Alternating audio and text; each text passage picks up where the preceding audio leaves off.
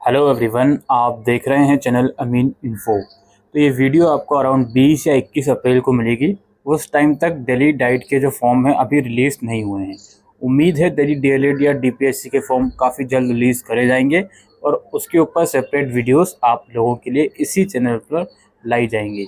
आज की इस वीडियो में दिल्ली डाइट का जो एंट्रेंस एग्ज़ाम का सिलेबस है उसको हम समझने की कोशिश करेंगे और लास्टली ये भी हम समझने की कोशिश करेंगे कि आखिर इन टॉपिक्स को पढ़ने के लिए बेस्ट स्टडी मटेरियल या रिसोर्सेस मटेरियल आप लोगों के लिए क्या होगा। तो सबसे पहले हम स्कीम ऑफ एग्जामिनेशन पर नज़र डाल लेते हैं दोस्तों। आपके 150 क्वेश्चन आपके पेपर में आएंगे, 150 मार्क्स के ही, ठीक है। 150 क्वेश्चन 150 मार्क्स के आएंगे। 2 घंटे का आपका एग्ज़ाम रहेगा और ये MCQ बेस्ड पूरा पेपर आता है। सही आंसर के लिए 1 नंबर मिलेगा, तो ऑब्वियसली 150 मार्क्स का पेपर हो गया और इसमें कोई भी नेगेटिव मार्किंग नहीं रखी गई है। इस चीज़ को ध्यान रखिएगा, नेगेटिव मार्किंग नहीं रखी गई है। डीएलएड डीपीएससी दोनों के लिए कॉमन एंट्रेंस है। इसी स्कोर के बेसिस पर आप डीएलएड के भी अप्लाई कर सकते हो और डीपीएससी के लिए भी आप अप्लाई कर सकते हो। तो सबसे पहले हमारा जो पोर्शन है, जो टॉपिक है, वो आपका जनरल नॉलेज या करंट अफेयर्स का। ये आपका 10 मार्क्स का टॉपिक है। इसमें क्या क्या चीज़ें आपसे पूछी जाएंगी। Knowledge of important events that have happen in India in recent years. इसका मतलब ये है कि पिछले हाल के कुछ सालों में जो इंडिया के अंदर कुछ ऐसे इम्पोर्टेंट इवेंट्स जो अकर हुए हैं उसके बारे में आपको यहाँ पे पूछा जाएगा। 2024 की हम यहाँ पे बात कर रहे हैं, तो मेरे हिसाब से 2022 और 2023 पूरा आपको कवर करके जाना है कि इन सालों में इंडिया के अंदर कौन से बड़े इवेंट हुए हैं। इसमें सबसे बड़ा इवेंट आपको नज़र आ रहा होगा G20 का, ठीक है। तो वो सब चीज़ें आपको कवर करके जानी है।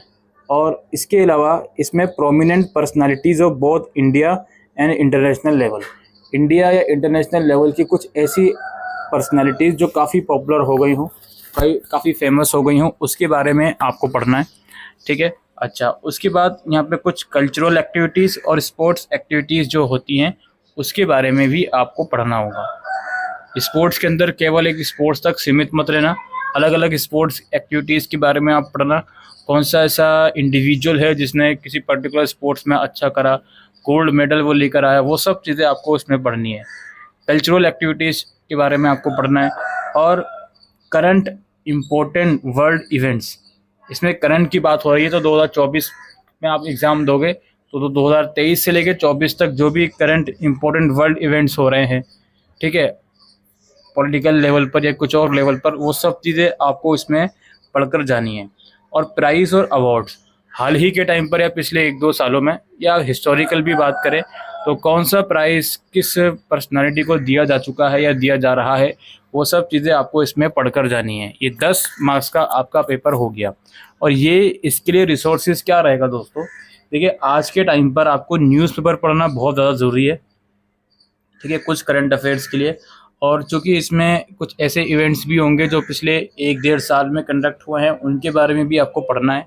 तो इसके लिए आपको कोई ऐसा चैनल ढूंढ लेना है जो करंट अफेयर्स की पॉपुलर नॉलेज देता हो आपको, वो आपको पढ़ना है। और कोई ऐसी बुक आपके पास होनी चाहिए जो पिछले 1.5 से 2 सालों में करंट अफेयर्स की जो नॉलेज है वो आपको प्रोवाइड करवा सके, जिसमें जो टॉपिक्स आपके सामने लिखे हुए हैं ये सारे टॉपिक्स कवर होने चाहिए।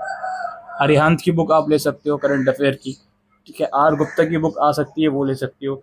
कोई भी बुक आप परचेज़ करने जा रहे हो, अगर ऑनलाइन परचेज़ कर रहे हो तो आप अपने हिसाब से परचेज़ करते वक्त ये देखिए उसमें रिटर्न या रिप्लेसमेंट की गारंटी है या नहीं, क्योंकि अगर गलत बुक आ गई तो उसको वापसी भी करना होता है।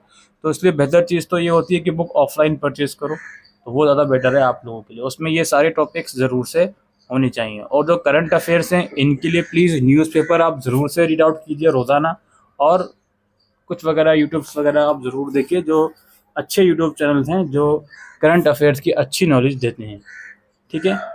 अच्छा, पेपर जो होगा दोस्तों एक बात याद रखिए, इंग्लिश और हिंदी दोनों ही मीडियम में आएगा, तो be very careful.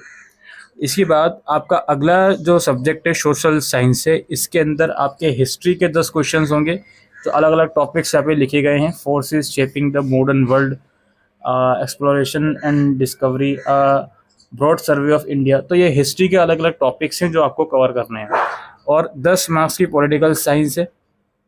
Political science के बाद 10 मार्क्स की ज्योग्राफी है और 10 मार्क्स की ही आपकी इकोनॉमी है। ऑलराइट, तो ये टॉपिक्स जो हैं, इसके बाद साइंस के टॉपिक आएगा फिजिक्स, केमिस्ट्री और बायोलॉजी, आपके 10-10 मार्क्स के। ये टॉपिक्स आपको दिख रहे होंगे। वेबसाइट का लिंक आपको डिस्क्रिप्शन में मिल जाएगा, वहाँ से भी आप सिलेबस को डाउनलोड कर सकते हो या वीडियो से आप स्क्रीनशॉट वगैरह भी ले सकते हो। अब जो NCERT है, यानी कि जो डोमेन आपके मेन सब्जेक्ट हैं, इनको पढ़ने का सबसे बेस्ट मटेरियल होता है आपकी NCERT। दोस्तों, अभी DLED के फॉर्म निकले नहीं हैं जिस टाइम पर मैं ये वीडियो बना रहा हूँ, और जब फॉर्म निकलेंगे तो उसको निकलने की भी कम से कम 40 से 50 दिन के बाद एंट्रेंस होगा। अराउंड जून में उम्मीद है कि आपका एंट्रेंस एग्ज़ाम कंडक्ट होगा, तो 40 से 50 दिन में ये NCERT कवर करी जा सकती हैं। और ये जो सिलेबस आप देख रहे हो सोशल साइंस या साइंस वगैरह का, ये क्लास 10th तक लेवल आपका कवर होगा। क्लास 10th तक की NCERT आपको पढ़नी है, इसमें एटलीस्ट आप 8th, 9th और 10th की NCERT को ज़रूर से कवर कीजिएगा।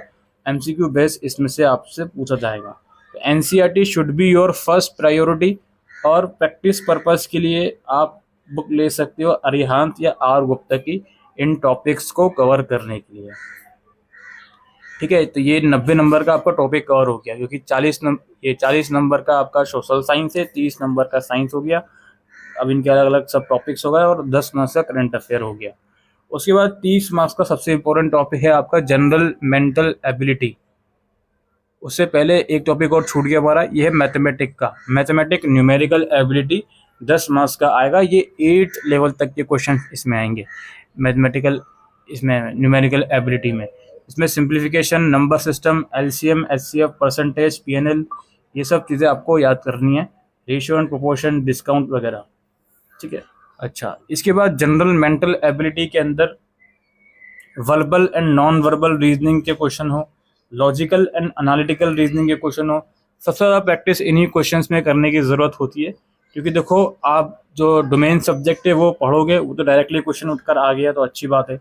इसमें क्या होता है, जितनी प्रैक्टिस करोगे उतना ज़्यादा आपके लिए यूज़फुल साबित होगा। तो प्रैक्टिस इसमें बहुत करनी है इस टॉपिक में आप लोगों को, इस सेक्शन में। ठीक है, रीजनिंग वगैरह के सेक्शन में, एप्टीट्यूड वगैरह के सेक्शन में। इसके अलावा कुछ एजुकेशन से रिलेटेड भी आपसे क्वेश्चन पूछे जाएंगे। इसमें आपका इंडियन एजुकेशन एजेंसीज के बारे में, एजुकेशन लर्निंग टूल्स के बारे में क्वेश्चन पूछे जा सकते हैं। रिस्पॉन्सिबिलिटी टुवर्ड्स सोसाइटी और experiment related to school by student, ये सब क्वेश्चन पूछे जा सकते हैं। CBSE और NCERT का स्ट्रक्चर पढ़कर जाइएगा, इनके फंक्शंस वगैरह क्या होते हैं, ये सब चीज़ें ज़रूर से पढ़कर जाइएगा। ये 30 मार्क्स के सारे टॉपिक्स आपके हो जाएंगे। उसके बाद लैंग्वेज का सेक्शन है। लैंग्वेज में इंग्लिश और हिंदी दोनों के 10-10 मार्क्स से क्वेश्चन आएंगे, यानी कि लैंग्वेज 20 मार्क्स का है।